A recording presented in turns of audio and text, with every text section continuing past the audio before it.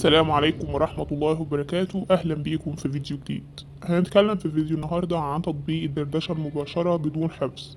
مساحة التطبيق 3.9 ميجا بايت وأكتر من مليون عملية تحميل. التطبيق ده بنستخدمه عشان نرسل رسائل مباشرة عبر الواتساب من غير ما نحفظ أرقام الهواتف ببساطة.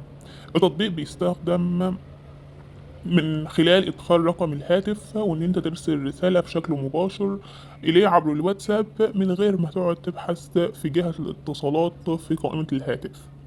مميزات التطبيق إنه بيسهل إرسال الرسائل عبر الواتساب من غير ما حاجة إن أنت تحفظ الأرقام، غير إن هو بيوفر وسيلة سهلة وسريعة ومريحة للتواصل مع الأشخاص دون الحاجة لإضافتهم كجهات اتصال. عيوب التطبيق إن هو بيتسبب في استقبال الرسائل غير المرغوبة من أشخاص غير معروفين إذا كانت معلومات الاتصال متاحة للجميع. كمان السياسات الخصوصية بتتعارض مع المستخدمين في بعض الحالات، حيث إن ممكن بعض الأشخاص يرسلوا رسائل دون الحاجة إلى موافقات المستخدم أولا.